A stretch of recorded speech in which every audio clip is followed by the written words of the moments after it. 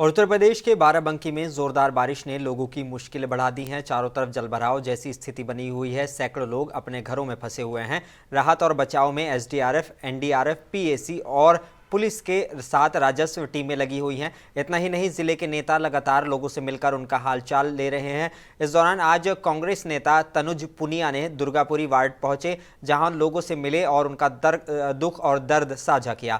इस दौरान पुनिया ने कहा कि पीड़ितों को हर संभव मदद का भरोसा दिलाया गया है और सरकार से भी मदद की मांग की गई है। और तनुज पुनिया ने कहा कि यही नहीं, उन्होंने कहा कि बरसात में जलभराव हर साल हो जाता है। इसके लिए अधिकारियों को हर समय सचेत रहने की जरूरत है और इसके लिए एक ठोस कदम उठाना होगा, जिससे हर साल होने वाली परेशानियों से लोगों को निजात मिल सके।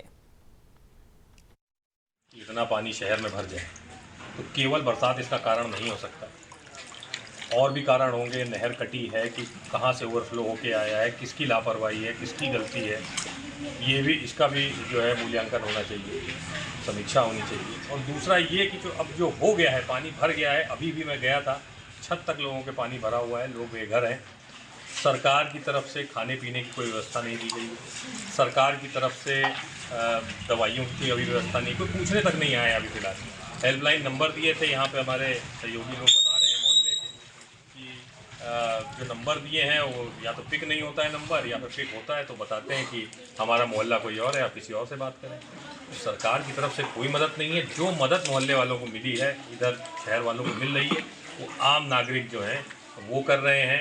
सम्मानित जो आपके जिम्मेदार व्यक्ति हैं वो अपनी तरफ से जो मदद कर रहे हैं, लोग अपने घर में दूसरों को आश्रय दिए हुए हैं, खाना खिला रहे हैं, पानी पिला रहे हैं, जो संभव सहायता है वो कर रहे हैं। लेकिन सरकार की तरफ से अभी कोई ज़्यादा सहायता नहीं। तो हमारी मांग ये है कि जो रिलीफ कैंप की व्यवस्था होनी चाहिए थी सरकार के द्वारा, दवाइयों की, खाने की, इस सारी व्यवस्था हर मोहल्ले में मुहैया कराई जाए। अब नहीं कराएंगे तो कब कराएंगे? और दूसरी बात ये कि जब पानी हटेगा तो बीमारियों का सिलसिला शुरू होगा, उसकी भी तैयारी सरकार